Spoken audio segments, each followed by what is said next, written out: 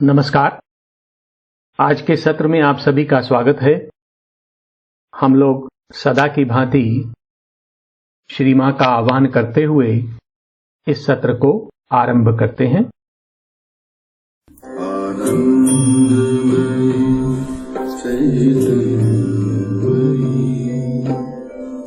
सत्यमयी परमे आनंदमयी चैतन्यमयी सत्यमयी परमे आनंदमयी चैतन्यमयी सत्यमयी परमे। ओम सावित्री पर्व 11 सर्ग 1 पृष्ठ 702 702 the eternal day, the souls choice and the supreme consummation. शाश्वत दिवस, आत्मा का चुनाव और सर्वोच्च सिद्धि। सबसे पहले हम लोग आज के संदर्भ का स्मरण कर लेते हैं।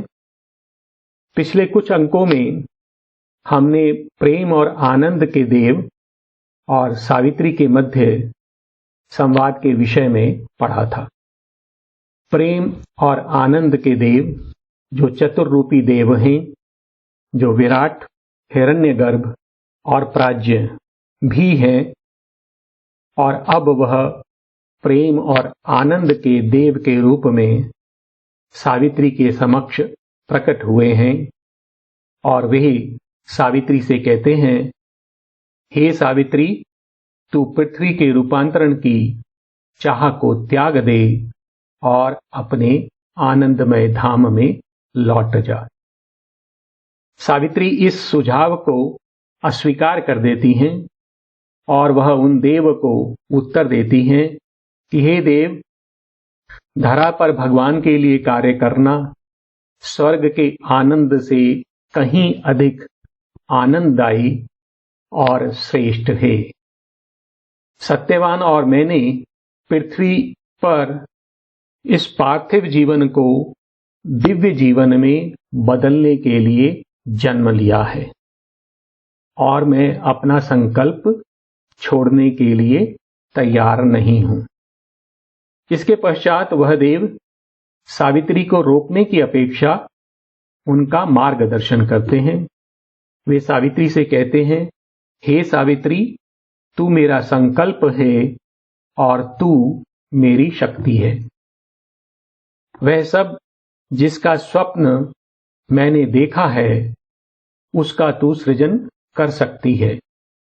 तू चाहे तो धरा की गति को भी बदल सकती है, परंतु इन लोकों से धरा की नियति को नहीं बदला जा सकता और इसके लिए तुझे अपनी कालातीत सत्ता में आरोहण करना होगा। इस प्रकार सावित्री का मार्गदर्शन करने के पश्चात वह देव अंतर्ध्यान हो जाते हैं और अब वहां पर एक आध्यात्मिक लोक है और उस वातावरण में एक दिव्य वाणी सुनाई देती है। यह वाणी सावित्री को एक सर्वोच्च चुनाव करने के लिए कहती है और वह वाणी एक बार पुनः सावित्री को अपनी यात्रा को विराम दे परम शांति में विश्राम करने के लिए कहती है। परंतु सावित्री उस दिव्य वाणी के सुझाव को भी अस्वीकार कर देती हैं। वे कहती हैं, हे प्रभु, तेरा एकत्व, तेरा आनंद, तेरा प्रेम और तेरी मधुरता इत्यादि जो कुछ भी तू मुझे देना चाहता है वह सब तू मुझे धरा और मनुष्यों के लिए दे दे। इसके पश्चात एक और वाणी जो परम अनंत से उदित होती है, यह आनंदमयी वाणी है और यह वाणी सावित्री की प्रार्थना को स्वीकार कर लेती है और वह सावित्री से कहती है कि हे सावित्री, तेरे विचार मेरे विचार हैं, जो तूने चुना है मैं भी वही चुनता हूं, जो कुछ तूने मांगा है वह सब मैं तुझे देता हूं। तो यहां पर हम देखते हैं कि सावित्री के संकल्प का अनुमोदन हो जाता है, उसको स्वीकृति मिल जाती है। इसके पश्चात वह परम वाणी सावित्री को उसके रूपांतरण का और धरा के रूपांतरण का आश्वासन देती है और धरा पर सावित्री के जीवन और कार्य के विषय में बताती है। तो वह वाणी सावित्री से कहती है कि हे सावित्री, तू सभी जीवों में मुझसे भेंट करेगी। मनुष्य तुझ में मेरा आनंद और मेरे सौंदर्य का स्पर्श अनुभव करेंगे और तेरे प्रेम का स्पर्श पाकर मनुष्य मेरी ओर खींचे चले आएंगे। वह वाणी सावित्री से कहती है कि हे सावित्री, तू मेरा साधन और माध्यम बनेगी और मैं तेरे द्वारा इस जगत में अपना कार्य करूंगा। इसके पश्चात वे परम प्रभु सावित्री और सत्यवान को धरा पर जाने की अनुमति दे देते हैं। एक प्रकार से वह उन दोनों को धरा पर जाने के लिए आज्ञा देते हैं और वे सावित्री से कहते हैं कि हे सावित्री, तू और सत्यवान, तुम दोनों मेरी एक युगल शक्ति हो। इसको हम इस प्रकार से भी देख सकते हैं कि एक अभीप्सा और कृपा, एक शक्ति जो धरा से उठ रही है और स्वर्ग को छूना चाहती है और एक शक्ति जो स्वर्ग से उतरती है और धरा का रूपांतरण करना चाहती है। सत्यवान और सावित्री मिलकर वह एक युगल शक्ति ही है। और वह कहती है कि हे सावित्री, मैंने बहुत पहले अर्थात इस सृष्टि के आदि काल में धरा के दिव्यकरण के लिए इस अज्ञानी और सीमित जगत में तुम्हें भेजा था और तुम आदि काल से पृथ्वी के उत्थान का मेरा कार्य कर रही हो।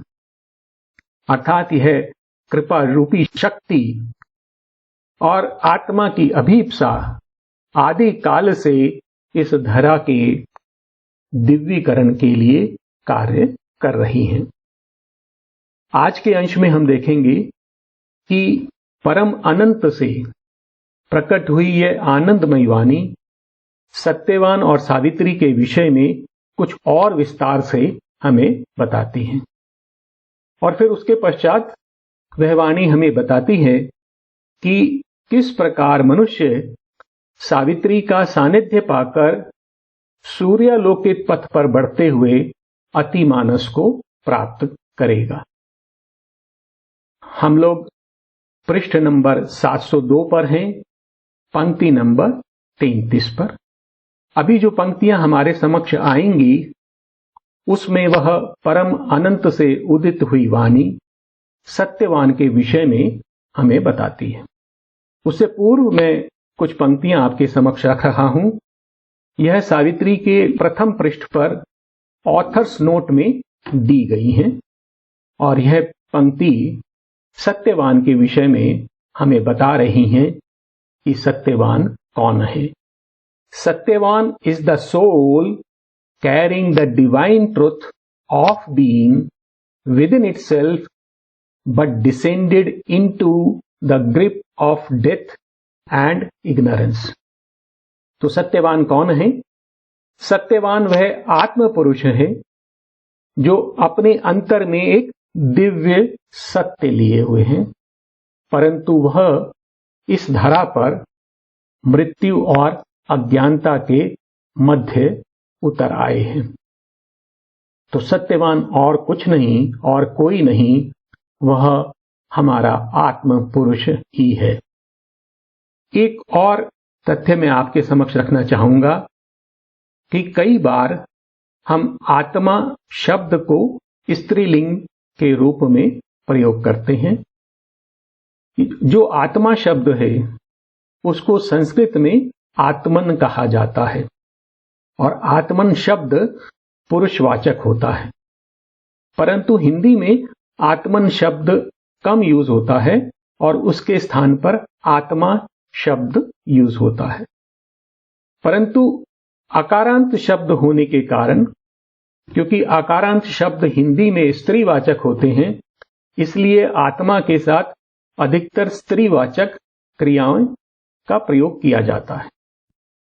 परंतु हम इस बात का ध्यान रखें कि आत्मा पुरुषवाचक है और जो प्रकृति अथवा शक्ति है वो स्त्रीवाचक है। तो यदि कभी आत्मा के साथ स्त्रीवाचक क्रिया का भी प्रयोग हो रहा है तो हम ध्यान रखें कि वह आत्मन के विषय में बात हो रही है, आत्म पुरुष के बारे में बात हो रही है। अब हम उन पंक्तियों पर आते हैं जो सत्यवान के विषय में वह आनंदमयी वाणी सावित्री को बता रही हैं। सत्यवान कौन है? तो वह परम प्रभु सावित्री से कहते हैं कि सत्यवान मेरा आत्म अंश है। वह निश्चेतन से ऊपर उठ रहा है, अनंत, असीम और परा प्रकाश की ओर। He is my soul that climbs from nation's night through life and mind and supernature's vast to the supernal light of timelessness and my eternity hid in moving time and my boundlessness cut by the curve of space। तो सत्यवान कौन है? परम प्रभु सावित्री से कह रहे हैं सत्यवान मेरा आत्म अंश है, अर्थात हमारी जो आत्मा है वो भगवान का ही अंश है। ही इज माई सोल, तो वह मेरा आत्म अंश है। That climbs from Nations night, तो वो जो निश्चेतन की जो रात्रि है, अंधकार से, उससे उठ रहा है। और वो कैसे ऊपर उठ रहा है? Through life and mind and supernature's vast, तो वो प्राण, मन और परा प्रकृति के विस्तार से होता हुआ। इसके बारे में हम बात करेंगे कि ये वास्ट क्या है। तो इसको हम बृहत भी ले सकते हैं, महस भी ले सकते हैं और अति मानसिक लोक भी ले सकते हैं। इससे होते हुए वो किस ओर बढ़ रहा है? तो हमारी आत्मा प्राण से, मन से और विज्ञान से अथवा अति चेतन के विस्तार से होते हुए बढ़ रही है। किस ओर? To the supernal light of timelessness, तो वो जो कालातीत है उसके अलौकिक प्रकाश की ओर बढ़ रही है। And my eternity hid in moving time, और ये जो काल है जो कि क्षण प्रतिक्षण आगे बढ़ रहा है, जो काल भूत, वर्तमान और भविष्य में बटा हुआ दिखाई देता है, जो क्षणों में बटा हुआ दिखाई देता है, उसके अंदर क्या छिपा हुआ है? And my eternity hid in moving time, तो इस बढ़ते हुए काल में जो मेरी शाश्वतता छुपी हुई है उसकी ओर यह आत्म पुरुष बढ़ रहा है। And my boundlessness cut by the curve of space, और ये जो आकाश है इसकी जो सीमाएं हैं वो मेरी असीमता को काट देती हैं, अर्थात मैं इस आकाश से भी परे अनंत हूं और यह आत्मा उस ओर ऊपर उठ रही है, आगे बढ़ रही है। He is my soul that climbs from nation's night through life and mind and supernature's vast to the supernal light of timelessness and my eternity hid in moving time, and my boundlessness cut by the curve of space. तो सत्यवान कौन है? वह मेरा आत्म अंश है जो निश्चेतनता से उठने के पश्चात प्राण, मन और परा प्रकृति के विस्तार से होता हुआ उस अनंत परम तत्व की ओर उठ रहा है। और वो किस ओर उठ रहा है? वह अपने मूल स्रोत की ओर उठ रहा है, जहां से वह आया है। तो पहले की पंक्तियों में हमने देखा कि वो परम प्रभु कहते हैं कि वो मेरा अंश है, अर्थात वही उसका मूल स्रोत है। तो वह जो आत्म तत्व है वो अपने मूल स्रोत की ओर बढ़ रहा है, अर्थात जहां से वह आया है। और वह मूल स्रोत कैसा है? अमर है, अनंत है, असीम है, और उसका प्रकाश और सौंदर्य और उसका आनंद अनिर्वचनीय है, शब्दों से परे है। उस स्रोत की ओर यह आत्म तत्व बढ़ रहा है, उठ रहा है। It climbs to the greatness it has left behind. तो यह जो महानता है यह इसे पीछे छोड़कर आया है और यह उसी ओर उठ रहा है। It climbs to the greatness it has left behind and to the beauty and joy from which it fell. और उस सौंदर्य और आनंद से आया है और उसकी ओर उठ रहा है जहां से वह नीचे आया है। इसी को और विस्तार देते हुए, to the closeness and sweetness of all things divine. तो वो किस ओर बढ़ रहा है? कि सभी दिव्य पदार्थों में जो सानिध्य है, जो माधुर्य है, उसकी ओर बढ़ रहा है। तो दिव्य पदार्थों के सानिध्य की ओर और उनके माधुर्य की ओर बढ़ रहा है। To light without bounds and life illimitable. और असीम प्रकाश की ओर और असीम जीवन की ओर बढ़ रहा है। Taste of the depths of the ineffable bliss. और एक ऐसा आनंद जिसको व्यक्त नहीं किया जा सकता, उसकी गहनताओं के आस्वादन की ओर, उसके टेस्ट की ओर यह आत्म तत्व बढ़ रहा है। अर्थात इसको कौन शक्ति या कौन सी चाह खींच रही है? इनएफेबल ब्लिस, उसको यह स्पर्श करना चाहता है, उसको यह चखना चाहता है, उस ओर ये बढ़ रहा है।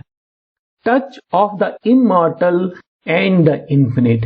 यह अमर और अनंत के स्पर्श को पाना चाहता है। It climbs to the greatness it has left behind and to the beauty and joy from which it fell, to the closeness and sweetness of all things divine, to light without bounds and life illimitable, taste of the depths of the ineffable bliss, touch of the immortal and the infinite. तो यह जो आत्म तत्व है, सत्यवान हमारी आत्मा का प्रतीक, अपने मूल स्रोत की ओर, उस अमर अनंत असीम आनंद और प्रकाश की ओर, उस सौंदर्य की ओर उठ रहा है। एक बार पुनः वह स्पष्ट करते हैं कि सत्यवान कौन है। He is my soul that gropes out of the beast to reach humanity's heights of loosened thought and the vicinity of truth sublime. तो सत्यवान कौन है? वो मेरा आत्म अंश है। He is my soul that gropes out of the beast. तो यह वही आत्म तत्व है जो पशुओं में से भटकते हुए आगे बढ़ा है। क्योंकि जब यह पशु के अंदर कैद होता है तो अंधकार में कैद होता है और यह जैसे कोई अंधा व्यक्ति टटोलते हुए आगे बढ़ता है, वैसे ही यह आत्म तत्व धीरे धीरे आगे बढ़ता है। He is my soul that gropes out of the beast to reach humanity's heights of lucent thought। और उस पशु से निकलकर वो किस ओर बढ़ रहा है? वो जो मनुष्य के विचारों के उज्जवल शिखर हैं, उस ओर बढ़ रहा है। अर्थात जो मनुष्य ने अपने विचारों में जो श्रेष्ठता प्राप्त की है, जो प्रकाश प्राप्त किया है, उस ओर बढ़ रहा है। And the vicinity of truth सबलाइन, और वह जो भव्य सत्य है उसके निकट पहुंचने के लिए वह आगे बढ़ रहा है। तो पशु से उदित होने के पश्चात और मनुष्य से होते हुए वो किस ओर जा रहा है? वो उस भव्य सत्य को पाने के लिए आगे बढ़ रहा है। He is my soul that gropes out of the beast to reach humanity's heights of lucent thought and the vicinity of truth sublime। और सत्यवान कौन है? He is the Godhead growing in human lives। अब यहां पर वो स्पष्ट कर रहे हैं एक बार पुनः, He is the Godhead growing in human lives and in the body of earth beings form। तो इस धरा पर जो जीव हैं उनकी देह में और मनुष्य के अंतर में जो स्थित देव है वो सत्यवान ही है, वही वह आत्म तत्व है। He is the Godhead growing in human lives and in the body of earth beings form। He is the soul of man climbing to God। और वो कौन है? मनुष्य के अंतर में स्थित वह आत्म पुरुष है। He is the soul of man climbing to God in nature's search out of earth's ignorance। तो ये जो धरा है वो अनजान है, अज्ञ है। उस धरा की अज्ञानता में से प्रकृति बाहर की ओर छलांग लगा रही है, उठ रही है, और वह आत्म पुरुष उसके साथ उठते हुए भगवान की ओर बढ़ रहा है। He is the Godhead growing in human lives and in the body of earth's beings forms। He is the soul of man climbing to God in nature's search out of earth's ignorance। तो यह पंक्तियां जो हमने देखी, यह परम प्रभु सत्यवान के विषय में और एक प्रकार से हमारा जो आत्म पुरुष है उसके विषय में बता रहे हैं। और अब पंक्तियां आती हैं सावित्री के विषय में, और वही परम प्रभु सावित्री को बताते हैं कि सावित्री तू कौन है। उससे पूर्व ऑथर्स नोट में यह पंक्ति जो श्री अरविंद ने अपनी तरफ से दी है, देख लेते हैं कि सावित्री कौन है। Savitri is the divine word, daughter of the sun, goddess of supreme truth, who comes down and is born to save. तो सावित्री कौन है? एक दिव्य शब्द है, वह शक्ति है जो धरा का रूपांतरण करती है, सूर्य की पुत्री है और परम सत्य की शक्ति है, जो मनुष्य की रक्षा के लिए धरा पर अवतरित हुई है। इन पंक्तियों में जो सावित्री के बारे में दिया गया है वो हम श्री मां के विषय में भी सोच सकते हैं, तो उसको भी आप ध्यान में रखना, और तब इसमें और आनंद आएगा कि ये कुछ कुछ सावित्री के साथ साथ यह श्री मां के विषय में भी कहा जा रहा है। तो हम देखें ये पंक्तियां। ओ Savitri, thou art my spirit's power, the revealing voice of my immortal word। the face of truth upon the roads of time, pointing to the souls of men, the routes to God. तो सावित्री, तू कौन है? Thou are my spirit's power. तू मेरी आत्मा की शक्ति है. The revealing voice of my immortal word. और मेरा जो शाश्वत शब्द है, उसकी तू वाणी है जो सत्य को उद्घाटित करती है. तो सावित्री वो शब्द है जो सत्य हमारे समक्ष प्रकट कर रही है. कौन सा सत्य? जो शाश्वत सत्य है, परम सत्य है. और एक प्रकार से जो सावित्री की यह महाकाव्य है, वह भी हमारे सामने वह परम सत्य ही प्रकट कर रहा है. O Savitri, thou art my spirit's power, the revealing voice of my immortal word, the face of truth upon the roads of time. तो तू कौन है? तू काल के पथ पर सत्य का चेहरा है. तो तू सावित्री कौन है? तू सत्य को रूपायित कर रही है. तू इस काल में एक सत्य का चेहरा है. और यह सत्य क्या कर रहा है? Pointing to the souls of man the routes to God. और भगवान की ओर जाने के लिए जो मार्ग है, उसका यह चेहरा, यह तेरी सत्ता संकेत कर रही है. तो मां हमें किस ओर ले जा रही हैं? हमें उस परम सत्य और उस भगवान की ओर ले जा रही हैं.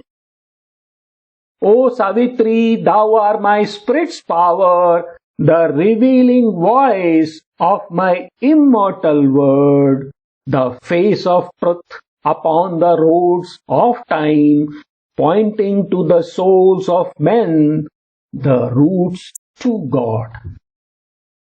तो सावित्री या सावित्री रूपी महाकाव्य या श्री मां, ये सब हमें किस ओर ले जा रही हैं? भगवान की ओर निर्देशित कर रही हैं. अब ये जो पंक्तियां हैं, यह 2 स्लाइड्स में हैं.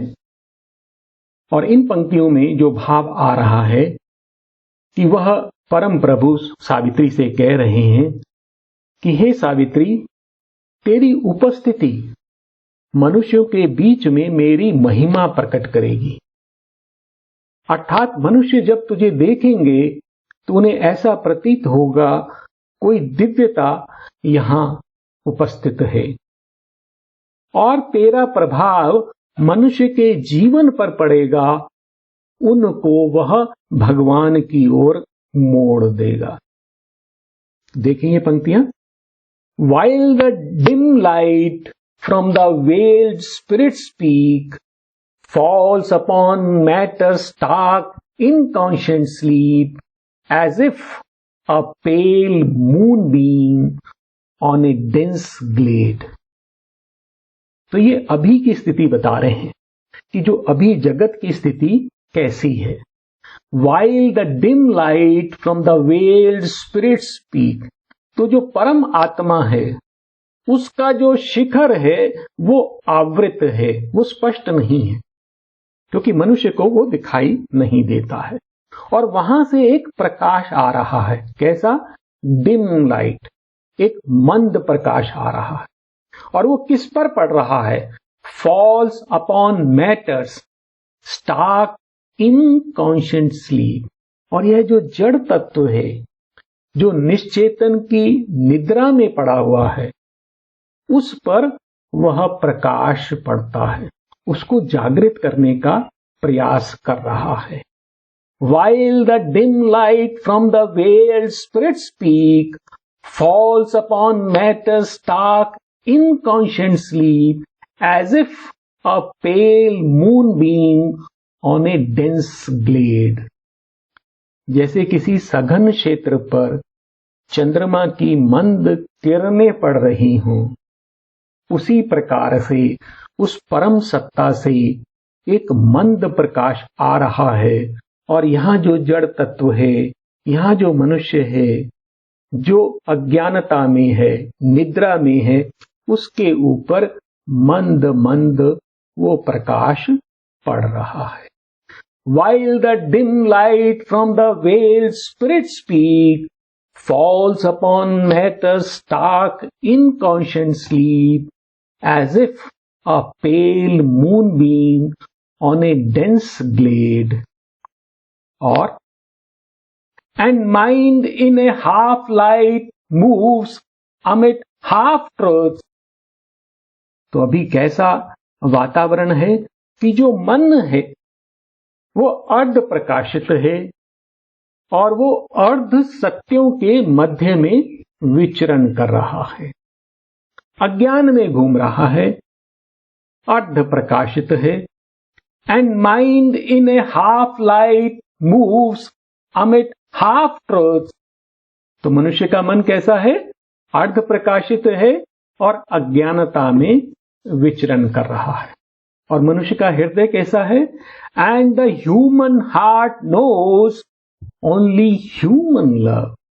और हमारा जो प्रेम है वो भी कुंठित है, मानवीय प्रेम है, वो केवल कुछ परिवारजनों से आगे नहीं बढ़ पाता है।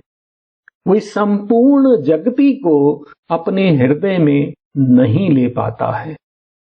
ऐसा सीमित प्रेम अभी मनुष्य के हृदय में है। And the human heart knows only human love and life is a stumbling and imperfect force. और हमारा जो प्राण शक्ति कैसी है? वो दोषपूर्ण है, लड़खड़ाते हुए आगे बढ़ती है, गिरते पड़ते उठते आगे बढ़ती है। And the body counts out it's precarious days. और हमारी देह कैसी है? जो अपने सीमित दिवसों को, अपने सीमित जीवन को गिनती रहती है कि कब मृत्यु उसके समक्ष होगी। तो ये ऐसा वर्तमान जीवन है। और इस धरा पर, इस जीवन में तू आई है।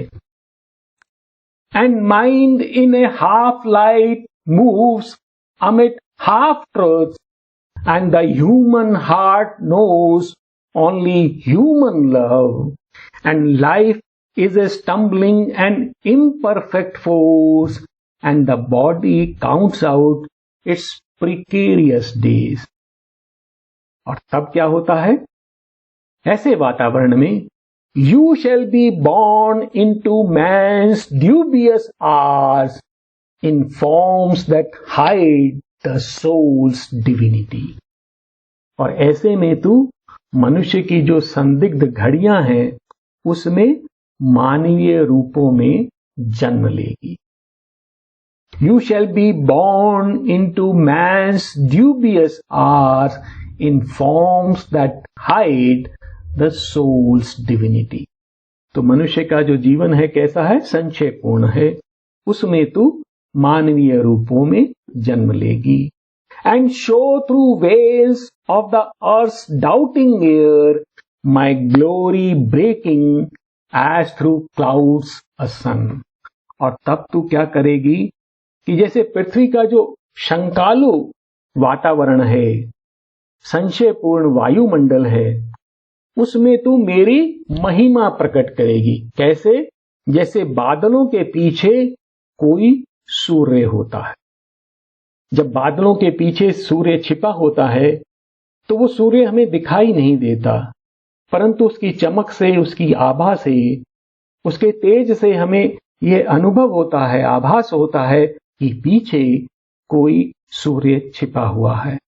इसी प्रकार से इन मानवीय रूपों में तू मेरी महिमा प्रकट करेगी, अर्थात तू इसमें छिपी हुई होगी। You shall be born into man's dubious hours in forms that hide the soul's divinity and show through veils of the earth's doubting air my glory as through clouds a sun। या फिर और burning like a rare and inward fire, अथवा एक दुर्लभ और आंतरिक अग्नि के समान, जो हमारे हृदय में अग्नि जलती है उसके समान, और burning like a rare and inward fire and with my nameless influence fill men's life. और तू फिर मेरे इस अकथनीय प्रभाव से, क्योंकि वह जो दिव्य प्रकाश है उसका जो प्रभाव है उसका वर्णन नहीं किया जा सकता, अवर्णनीय प्रथा। तो वैसा प्रभाव उससे तू मनुष्य के जीवन को भर देगी, अर्थात तेरी उपस्थिति से जो मनुष्य, जिसका जीवन अज्ञानता से भरा हुआ है, जो लड़खड़ाते हुए आगे बढ़ रहा है, उसमें तू मेरा प्रभाव भर देगी, मेरा प्रकाश भर देगी। You shall be born into man's dubious hours in forms that hide the soul's divinity and show through veils of the earth's doubting air my glory breaking as through clouds a sun, or burning like a rare and inward fire, and with my nameless influence fill men's lives।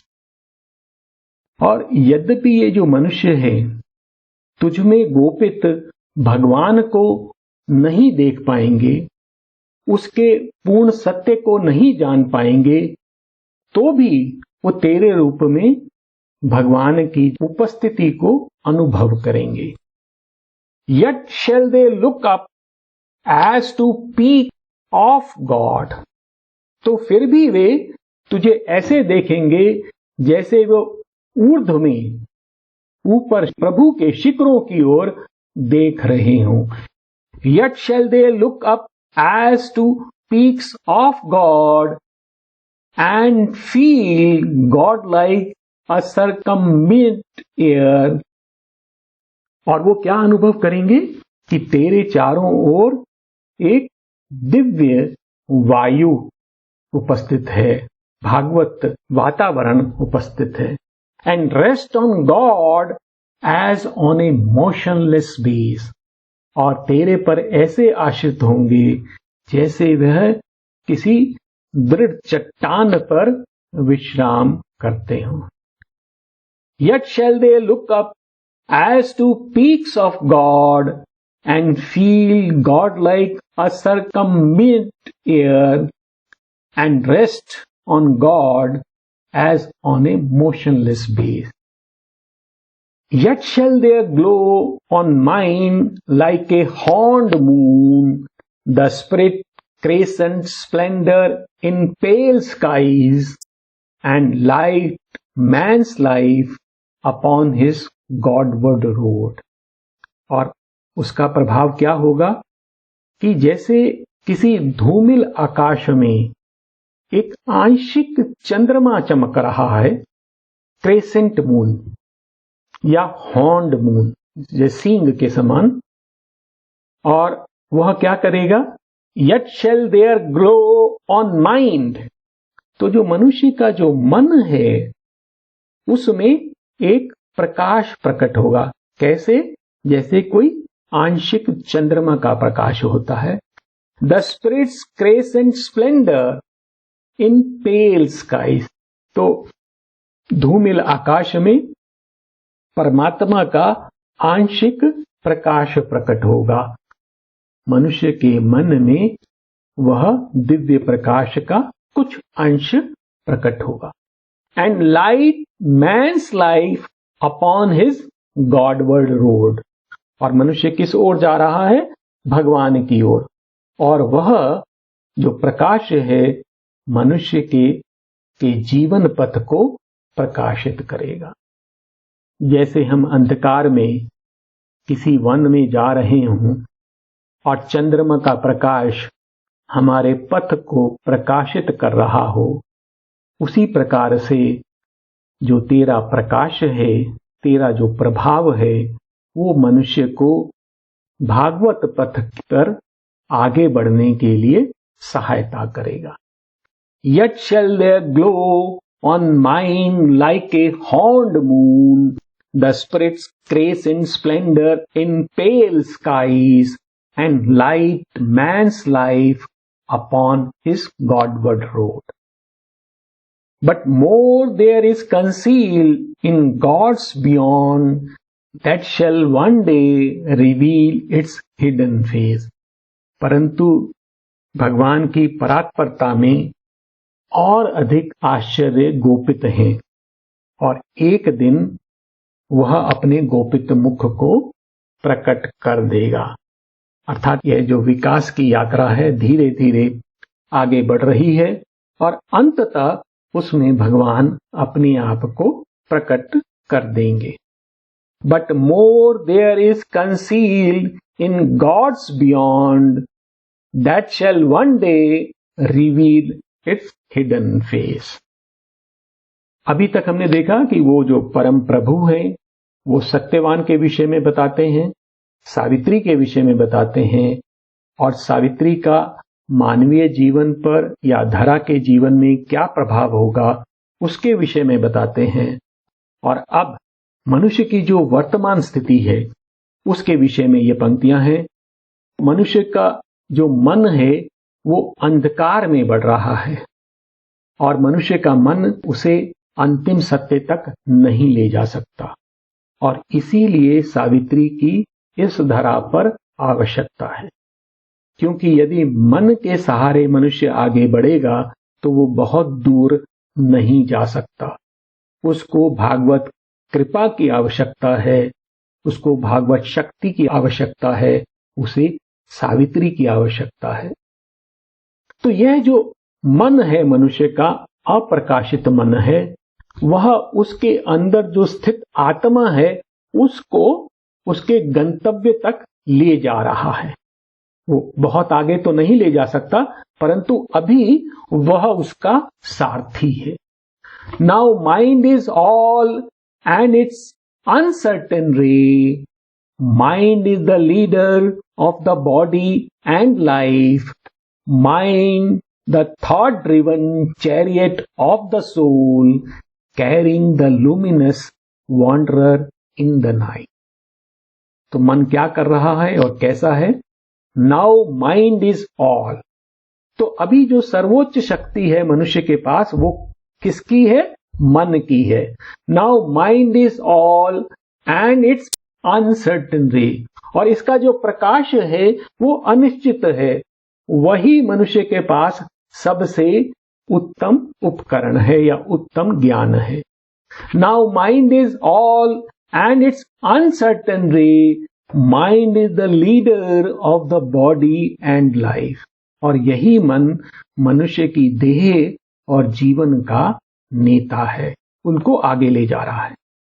Mind the thought driven, और यह मन जो विचारों से चलता है, chariot of the soul, यह आत्मा का रथ है। और यह जो लुमिनस वांडरर, यह जो दीप्तमान आत्मा हमारे अंदर स्थित है जो भटक रही है, उसको अंधकार में मन आगे लेके जा रहा है। तो यह जो जगत अंधकार से भरा है उसमें जो अज्ञानी मन है वो हमारी आत्मा को धीरे धीरे आगे लेके जा रहा है। Now mind is all and its uncertain ray, mind is the leader of the body and life, mind the thought driven chariot of the soul, carrying the luminous wanderer in the night. और ये कहां ले जा रहा है? To the vistas of a far uncertain down.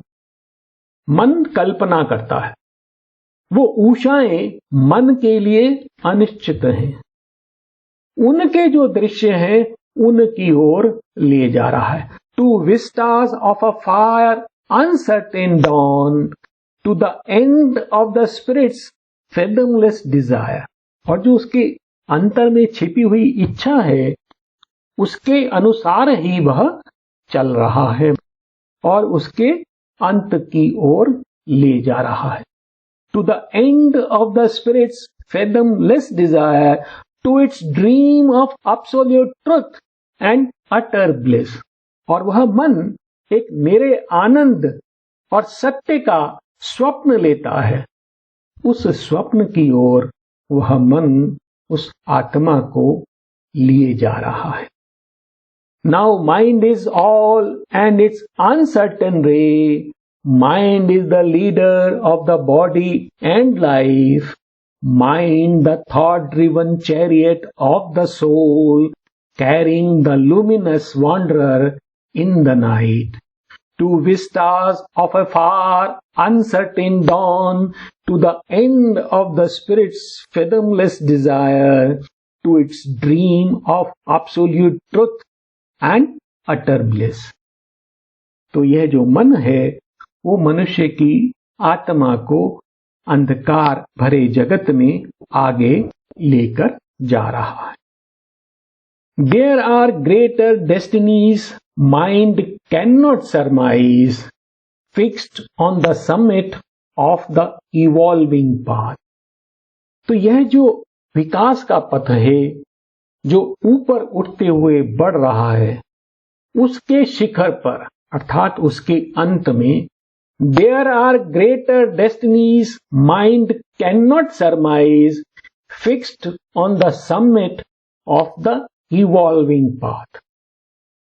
तो मन की एक क्षमता है वो दिव्यताओं को परम तत्वों के कुछ अंश को सोच सकता है, उसकी कल्पना कर सकता है और उस ओर बढ़ता है, परंतु उससे भी ऊपर कुछ ऐसी महतर स्थितियां हैं, ग्रेटर डेस्टिनीज, जिसका मन अनुमान नहीं लगा सकता, अर्थात मन उसके बारे में सोच नहीं सकता। There are greater destinies mind cannot surmise, fixed on the summit of the evolving path. The traveler now treads in the ignorance, unaware of his next step, not knowing his goal. और वह जो मन रूपी रथ में जो दिव्य यात्री, वह जो आत्मा सवार है, वह अपने अगले कदम के प्रति अनजान है, अपने लक्ष्य से अनभिज्ञ है और वह अज्ञानता में बढ़ रहा है। अर्थात यह जो मन है, क्योंकि यह जो भवितव्यताएं होती हैं, जो महतर अवस्थाएं हैं, द ग्रेटर डेस्टिनीज, उनका अनुमान नहीं लगा सकता, तो इसलिए वह वहां तक आत्मा को ले भी नहीं जा सकता। और जो अंतस्थित आत्मा है वह अज्ञानता में बिना यह जाने हुए कि उसका अगला कदम क्या है, उसका लक्ष्य क्या है, वो आगे मन के सहारे बढ़ती रहती है, परंतु यह मन उसे और अधिक आगे नहीं ले जा सकता। There are greater destinies mind cannot surmise, fixed on the summit of the evolving path. The traveler now treads in the ignorance, unaware of his next step, not knowing his goal. इसको हम इस प्रकार से भी देख सकते हैं, क्योंकि मन हमें उस स्तर पर नहीं ले जा सकता, तो हमें मन से परे जाना होगा। और अगर हम इस जगत की स्थिति को भी देखें तो आज वो एक ऐसे दोराहे पर खड़ा है अथवा एक ऐसे स्तर पर खड़ा है जहां उसे यह नहीं पता उसे कहां जाना है। और वह जो मन उसके पास है, जो तर्क शक्ति है, जो उसके पास ज्ञान है, विज्ञान जो जिस पे उसे अहंकार है, वो उसका मार्गदर्शन नहीं कर पा रहा है। यही बात इन पंक्तियों में आती है, जो ये पंक्तियां हमारे सामने हैं, कि मन के द्वारा आत्मा अपना आरोहण पूर्ण नहीं कर सकती, अर्थात हमें मन से परे जाना होगा। और मन से परे जाने का जो साधन है वो कौन है? वो सावित्री है। Mind is not all his tireless climb can reach. तो यह जो यात्री है उसकी यह जो अथक यात्रा है, जो सदियों से वो आगे बढ़ता जा रहा है, बिना रुके जन्म जन्मांतर आगे बढ़ रहा है, वह यात्रा मन के द्वारा पूरी नहीं हो सकती। Mind is not all his tireless climb can reach. There is a fire on the apex of the words. तो क्या जो लोगों के शीर्ष पर एक अग्नि प्रज्वलित रहती है जहां मन नहीं ले जा सकता। There is a house of the eternal light. वहां शाश्वत प्रकाश का धाम है, जो आत्मा का धाम है, उसका मूल स्रोत है। जहां तक उसे जाना है वहां यह मन उसे नहीं ले जा सकता है। There is an infinite truth and absolute power. वहां एक अनंत सत्य है, एक परम शक्ति है, जहां मन उसे नहीं ले जा सकता है। Mind is not all his tireless climb can reach. There is a fire on the apex of the words. There is a house of the eternal light. There is an infinite truth and absolute power. अर्थात मन वहां पर नहीं ले जा सकता है। तो वहां कौन ले जा सकता है? वहां पर लोगों के शीर्ष पर एक परम शक्ति स्थित है, जो धरा का मार्गदर्शन करती रहती है, और यही शक्ति मनुष्य को आगे ले जा सकती है। The spirit's mightiness shall cast off its mask. और यह जो परमात्मा की शक्ति है, यह एक दिन अपना मुखौटा उतार देगी। The spirit's mightiness shall cast off its mask, its greatness shall be felt, shaping the world's course. और इसकी जो महानता है, ऐसा प्रतीत होगा वो जगत के मार्ग को रूपायित कर रही है, उसको आगे बढ़ा रही है। अर्थात वह शक्ति मन के पश्चात मनुष्य की आत्मा को आगे लेकर जाएगी। The spirit's mightiness shall cast off its mask, its greatness shall be felt, shaping the world's course. It shall be seen in its own veilless beams. तो वो कैसी दिखाई देगी? वो एक ऐसी किरणों के रूप में जो आवरणहीन है, अर्थात उन पे कोई आवरण नहीं होगा, ऐसा वो प्रकाश दिखाई देगा। A star rising from the inconscious night, a sun climbing to supernature's peak. और वो किरणें कैसी हैं? जो निश्चेतना की रात्रि में एक तारे के समान कार्य करती हैं। तो जब मनुष्य निश्चेतना में है, रात्रि में है, अंधकार में है, तो वह शक्ति जो परम लोक से आती है, वो एक तारे के समान उसका मार्गदर्शन करती है, और आगे बढ़ते हुए वह सूर्य का रूप ले लेती है और उसे प्रकृति के शिखर तक ले जाती है। तो यही शक्ति, यही प्रकाश धीरे धीरे मनुष्य में आगे बढ़ता रहता है। It shall be seen in its own veilless beams, a star rising from the inconscious night, a sun climbing to the supernature's peak. कुछ पंक्तियां और हैं, लेना चाहूंगा, समय हो गया है, क्योंकि बहुत महत्वपूर्ण संदेश यहां पर हमारे लिए आ रहा है। Abandoning the dubious middle way, a few shall glimpse the miraculous origin, and some shall feel in you the secret force, and they shall turn to meet a nameless tread, adventurers into a mightier day. बहुत गंभीर पंक्ति है, और हमें ये किस ओर संकेत कर रही है कि कुछ मनुष्य ऐसे होंगे।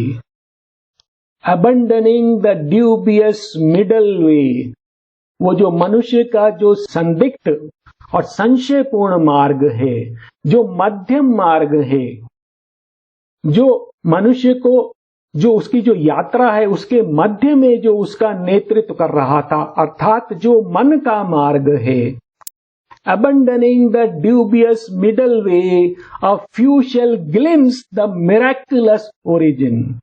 और कुछ लोग जब तुझे देखेंगे तो तुझ में एक भव्य स्रोत की झलक पाएंगे. A few shall glimpse the miraculous origin and some shall feel in you the secret force. और वो तेरे अंदर उस गोपित दिव्य शक्ति को अनुभव करेंगे. और जब वो ऐसा अनुभव करेंगे, श्री मां को अपने सामने रखते हुए देखें, and they shall turn to meet a nameless tread. और वे फिर मुड़ जाएंगे एक ऐसे पथ की ओर जिसका कोई नाम नहीं है. और वो पथ कौन सा है? The yoga of love and surrender. तो जब वो तुझे देखेंगे और देखेंगे कि तू एक भव्य स्रोत लिए हुए है, एक दिव्य शक्ति तेरे अंदर गोपित है, तो वे मन के मार्ग को छोड़कर तेरी ओर मुड़ जाएंगे. Adventurers into a mightier day. और ये कौन लोग होंगे? एक महान दिवस के ये साहसी यात्री होंगे. Abandoning the dubious middle way. तो ये dubious middle way किसका है? जो हम मन से आगे बढ़ने का प्रयास कर रहे हैं, उसको छोड़ने का संकेत है. उसको छोड़कर समर्पण और प्रेम के मार्ग पर आगे बढ़ने का संकेत है. Abandoning the dubious middle way, a few shall glimpse the miraculous origin, and some shall feel in you the secret force, and they shall turn to meet a nameless tread, adventurous into a mightier day. और वो कहां प्रवेश करेंगे? तेरा साथ लेकर वह अतिमानस लोक में प्रवेश करें. Ascending out of the limiting breadths of mind. तो ये जो मन की जो सीमित कर देने वाली सीमाएं हैं, उनको पार करते हुए, ascending out of the limiting breadths of mind, they shall discover the world's huge design. उनको क्या दिखाई देगा? यह जो जगत की जो विशाल योजना है, उसको जानेंगे. And step into the truth, the right, the vast. और वे किस में प्रवेश करेंगे? सत्यम ऋतम बृहत, अर्थात अति मानसिक जगत में वह प्रवेश करेंगे. तो जो मन को छोड़कर तेरा हाथ थाम लेंगे, वो अति मानस लोक में आरोहण करेंगे. Ascending out of the limiting breadths of mind, they shall discover the world's huge design and step into the truth, the right, the vast. और तू उनके समक्ष क्या प्रकट करेगी? वो गोपित भव्यताएं जो किसी ने नहीं प्राप्त की, तुम प्रकट करोगी. You shall reveal to them the hidden eternities. तो तू उनके समक्ष वो शाश्वतताएं जो आज तक प्रकट नहीं हुई हैं, उनको प्रकट करेगी. You shall reveal to them the hidden eternities, the breadth of infinitudes not yet revealed. और वो अनंतताओं की वो श्वास जो अभी तक व्यक्त नहीं हुई है, तुम प्रकट करोगी. Some rapture of the bliss that made the world. और वह आनंद जिससे इस जगत का सृजन हुआ है, उसका तनिक उल्लास, उसका कुछ अंश प्रकट करोगी. Some rush of the force of God's omnipotence. और भगवान की जो सर्वशक्तिमान शक्ति है, उसका अल्प प्रवाह प्रकट करोगी. Some beam of the omniscient mystery. और यह जो सर्वज्ञ रहस्यमयता है, उसका कुछ प्रकाश तू उनके समक्ष प्रकट करेगी। You shall reveal to them the hidden eternities, the breadth of infinitudes not yet revealed, some rapture of the bliss that made the world, some rush of the force of God's omnipotence, some beam of the omniscient mystery। तो यहां पर हम आज के इस सत्र को विराम देंगे। आगे का जो अंश हमारे समक्ष आएगा, जो उसमें हम देखेंगे कि यह जो परम प्रभु हैं, धरा पर अति मानव के जन्म की और दिव्य जीवन की स्थापना की, ये भविष्यवाणी करते हैं। और इसके साथ साथ यह दिव्य जीवन कैसा होगा, उसका चित्रण भी उन पंक्तियों में हमें मिलेगा। तो हम शांति मंत्र का पाठ करते हुए श्री मां को अपना प्रणाम करते हुए इस सत्र को यहां पर विराम देंगे।